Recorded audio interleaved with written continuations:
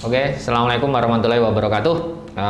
Ketemu lagi di Lab Venture Arfian. Ya, kita akan berdiskusi tentang model gagal ginjal. Ya, sebenarnya model gagal ginjal itu yang paling banyak dibagi menjadi dua. Jadi model GG ya, gagal ginjal ada akut dan ada kronis. Tetapi ada juga dari akut menuju ke kronis. Ya, jadi skop akut dan kronis itu yang membedakan. Misalnya kita membuat model diabetes, akhirnya dia akan menjadi gagal ginjal. Ya, ini adalah identik dengan gagal ginjal kronis. Ya. Atau misalnya kita bikin model hipertensi, itu juga model gagal ginjal kronis. Di dalam model gagal ginjal kronis akan terjadi gangguan fungsional ginjal, ya tentu saja ginjal ya, yang dia bertahap. Ya, kita tahu bahwa 70% gangguan ginjal itu biasanya diakibatkan dari glomerulus.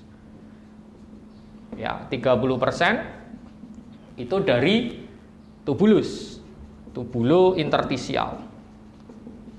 Ya, tulisannya, ya, tubulo-interstisial.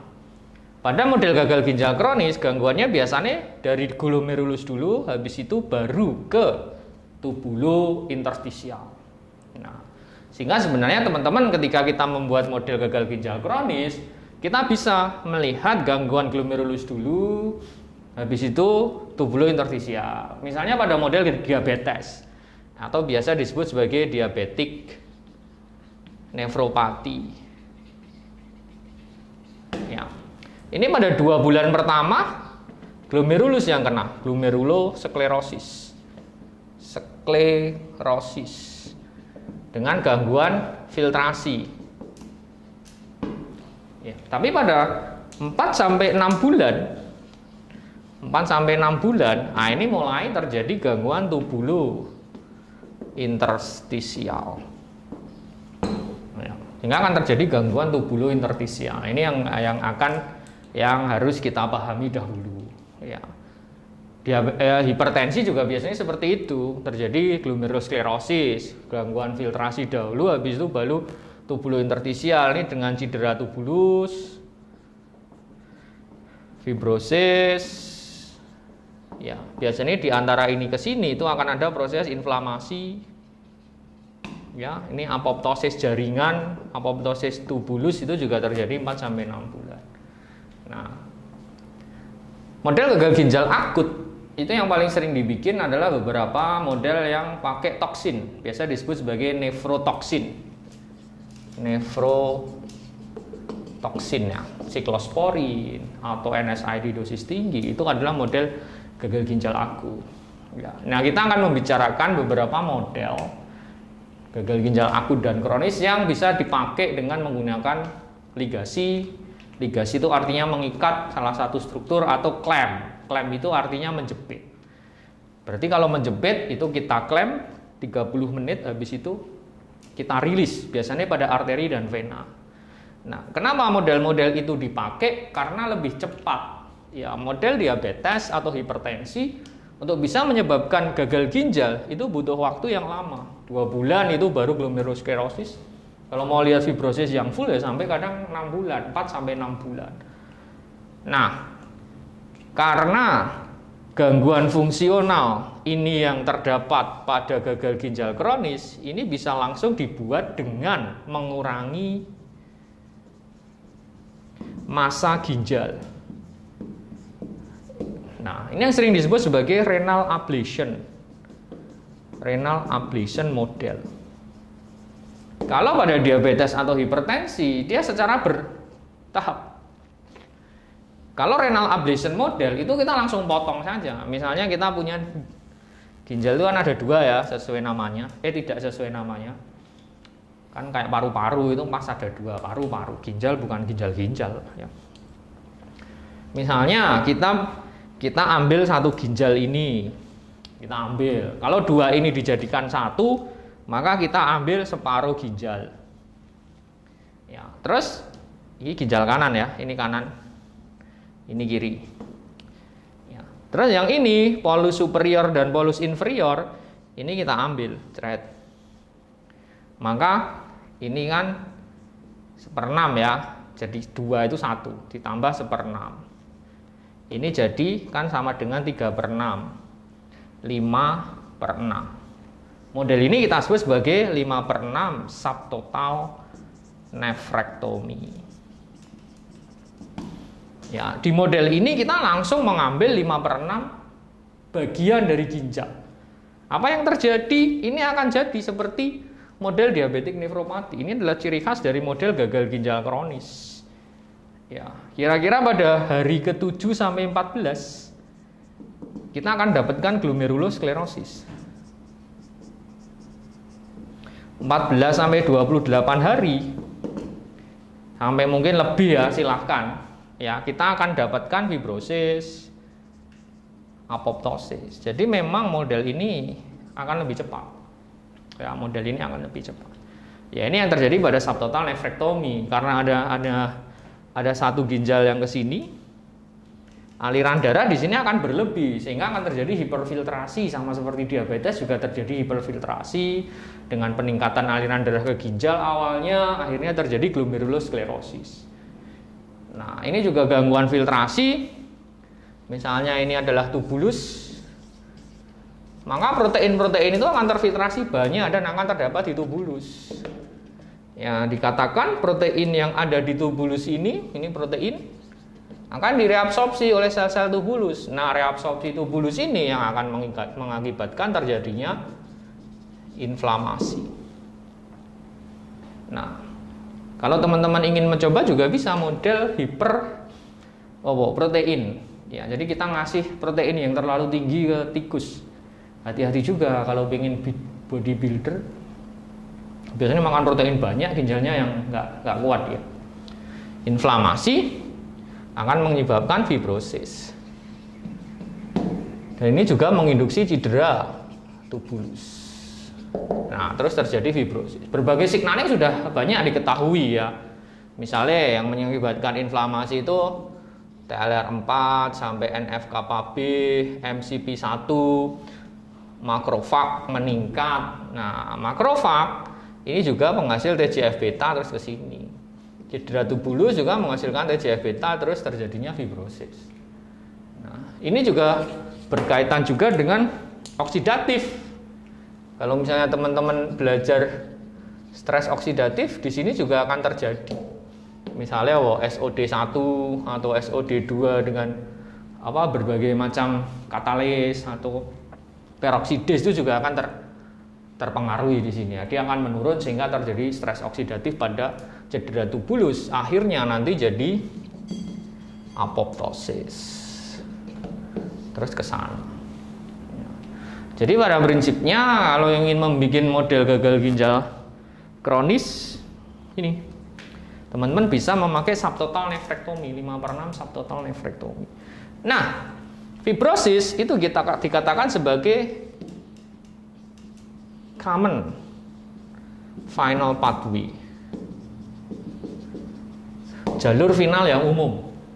Jadi misalnya ini tadi diabetes, hipertensi, terus infeksi misalnya, gagal ginjal kronis, nah dia akan menyebabkan fibrosis ginjal. Nah, kalau teman-teman ingin langsung melihat fibrosisnya, teman-teman bisa membuat model yang kita sebut sebagai ini ginjal. Aku ginjal, oh iya, ini ureter. Kalau ada yang namanya ureter, ini ureter. Yang paling enak sih uterus ya. I always remember you. Terus bisa untuk nembak cewek. Nek ureter kan enggak ya. Nah, kalau kita ikat ini, ikat ya berarti kita ligasi, ureteral ligation, ya. Ini akan menyebabkan hidronefrosis. Dan ini akan menyebabkan fibrosis. Nah, ini salah satu model yang kita sebut sebagai unilateral ureteral obstruction. Unilateral atau ureteral obstruction. Kalau mau dilihat UUO itu banyak sekali yang biasa digunakan untuk model-model untuk membuat model fibrosis ginjal. Apa jadinya kalau ureter kita ligasi? Ya, ligasinya biasanya 2. Jadi double ligasi, terus ini bisa dipotong. Ya, di-cut. Tapi ini pilihan, boleh iya, boleh tidak. Kenapa di-cut? Di-cut itu untuk menghindari reflux infeksi ke sana. Ya. Kalau ini kita ligasi, obstruksi, maka epitel ginjal dan tubulus itu akan jadi besar kan. Nah, ini akan jadi besar karena teregang toh, mesti akan teregang. Epitelnya itu akan teregang. Nah, mechanical stretch ya dari si tubulus ini yang akan menginduksi terjadinya cedera tubulus. Ya, dia akan menginduksi cedera tubulus, akhirnya akan menginduksi inflamasi. Habis itu fibrosis. Kalau teman-teman lihat di sini, jalur itu akan sama. Ada cedera tubulus, ada inflamasi, ada fibrosis. Ini akan lebih cepat lagi. Biasanya cedera tubulus dan fibrosis itu 5-7 hari. Cedera tubulus dan inflamasi, Fibrosis itu 14 hari. Jadi pada model UO 14 hari teman-teman sudah bisa mendapatkan fibrosis. Ya, berbagai macam jalur signaling juga berpengaruh di sini. Misalnya cedera tubulus, teman-teman bisa melihat ekspresi marker tubulusnya, ekaderin, oksidatif stres, itu akan berpengaruh juga di sini. Inflamasi, nah inflamasi di sini yang paling berpengaruh, ini juga sama, itu biasanya ada jalur toll-like receptor. Ya, maka seperti ini kita sebut sebagai steril lah, ya, tulisannya lemah. Inflammation. Nah, steril inflammation. Jadi dengan dua model ini, subtotal nephrectomy, fibrosis, ini kita bisa melihat berbagai macam marker. Tapi ingat ada bedanya, ya. Kalau subtotal nephrectomy, ini kita bisa melihat gangguan fungsional. Apa maksud fungsional? Kreatinin, proteinuria, glukosuria, itu akan terjadi. Ya, jadi teman-teman bisa melihat ini juga. Hal yang sama juga terjadi pada diabetes atau hipertensi. Tetapi pada UUO, karena yang diligasi adalah satu unilateral, maka biasanya kita tidak bisa melihat gangguan fungsional. Kreatininnya masih tidak akan berubah banyak. Kenapa? Karena satunya, yang ginjal satunya masih baik. Kita bisa hidup dengan satu ginjal, ya kan? Kita pasti hidup hanya dengan satu wanita, bukan? Jadi kayak gitu, ya. Ya, jadi itu bedanya. Sehingga kalau kita mau melihat fibrosisnya pakai apa? Ya pakai histologi. Jadi memang ini untuk melihat hasilnya kita harus pakai histologi, histopatologi ya. Jadi akan ada fibrosis yang bisa kita lihat dengan pewarnaan Sirius red misalnya. Nah, ini bisa kita lihat lebih banyak fungsional dan sebagainya. Nah, bagaimana dengan gagal ginjal akut? Nah, model gagal ginjal akut yang paling banyak dipakai dan banyak cepat, namanya juga akut, ya. Itu adalah bilateral renal pedicle clamping. Nah, kita pakai clamping, ya, atau biasa disebut sebagai kidney ischemic reperfusion reperfusion injury, IRI ya, kita nyebutnya IRI ya, ischemic reperfusion injury. IRI ini biasa digunakan di pedicle loh. Apa itu pedicle? Pedicle adalah arteri dan vena renalis. Itu kan terdapat di pedicle. Jadi misalnya ini ginjal, kan ada yang hilusnya ya, ini hilus. Nah, tangkainya itu kan biasa kita sebut sebagai pedicle. Nah, di pedicle itu ada apa? Ada arteri, ada vena ya. Dan ini nanti ada ureter. Nah, ini kan ureter. Ureter ini letaknya postero inferior. Jadi kalau kita mau operasi UO tadi dari belakang, Ya, subtotal nefrektomi itu juga dari belakang. Tapi kalau iskemik itu dari depan. Kita buka laparotomi. Nah, terus ini kita klem. Nah, ini kita klem 30 menit sampai 45 menit. Tapi standar 30 menit pada mencit, 45 menit pada tikus biasanya. Setelah itu reperfuse, artinya dihilangkan klemnya. Ya. Jadi kalau misalnya ini ginjal, dalam periode iskemia, maka bagian ginjal ini akan iskemik. Jadinya adalah cedera tubulus. Dan terutama adalah apoptosis. Dan ini terjadinya akut sekali, akut. Terjadinya sangat akut. Ya. Nah, ini misalnya hari 0 ya, ini hari 0, ini hari 1, 2, 3, 4, 5, 6, 7, 8, 10 katakanlah, 12 ding. Ya, maka kalau kita lihat ini fungsinya, ini fungsi epitel ya, apa yang terjadi pada hari 1 sampai ke 2 biasanya akan terjadi gangguan fungsi.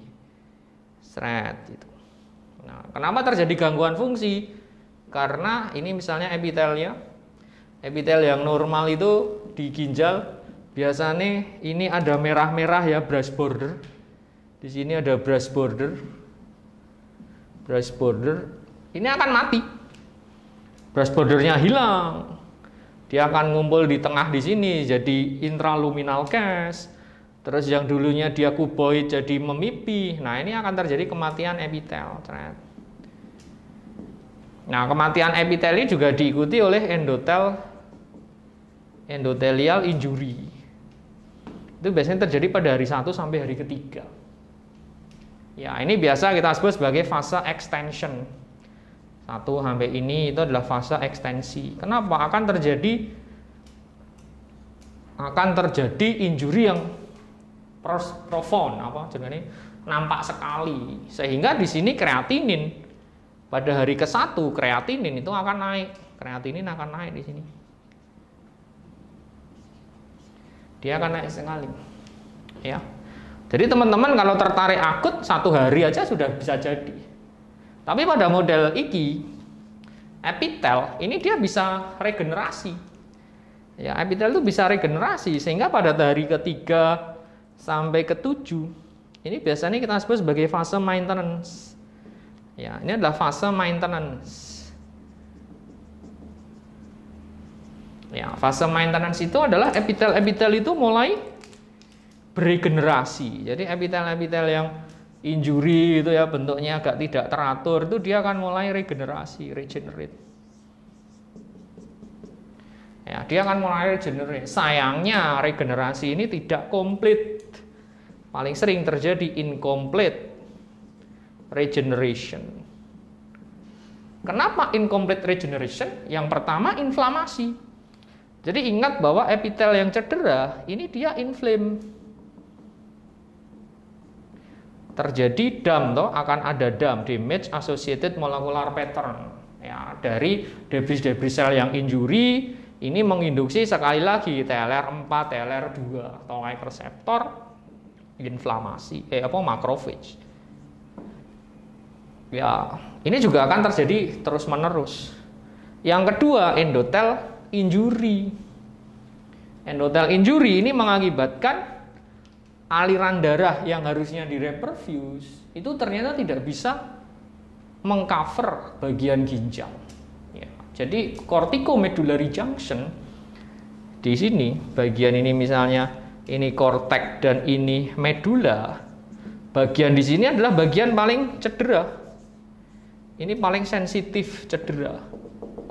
Kenapa? Karena di sini terdapat arteri-arteri resisten kecil-kecil yang dia terpengaruh oleh vasodilatasi dan vasokonstriksi. Maka endothel injury ini akan mengakibatkan vasokonstriksi meningkat, vasodilatasi menurun.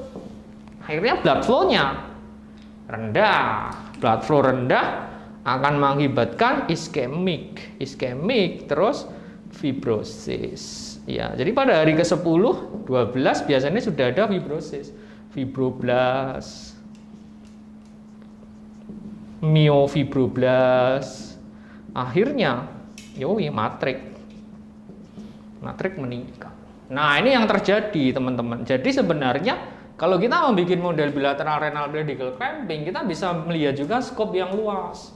Mulai dari akut hari 1 sampai hari 3 pada apoptosis, dan juga stres oksidatif pada ginjal atau pada tubulus. Terus nanti teman-teman bisa melihat regenerasi pada hari ke-4 sampai hari ke-8, atau lihat fibrosisnya setelah hari ke-12. Ya, jadi skopnya itu tergantung kita mau melihat apa. Nah, jadi teman-teman semua, ini hanya gambaran saja, teman-teman bisa merefer berbagai macam jurnal atau penelitian review yang sudah ada dengan beberapa kata atau signaling diskusi yang sudah kita berikan. Nah, jadi terima kasih atas perhatiannya. Ingat bahwa ini hanya pemantik yang akan membuat kita lebih ciamik. Assalamualaikum.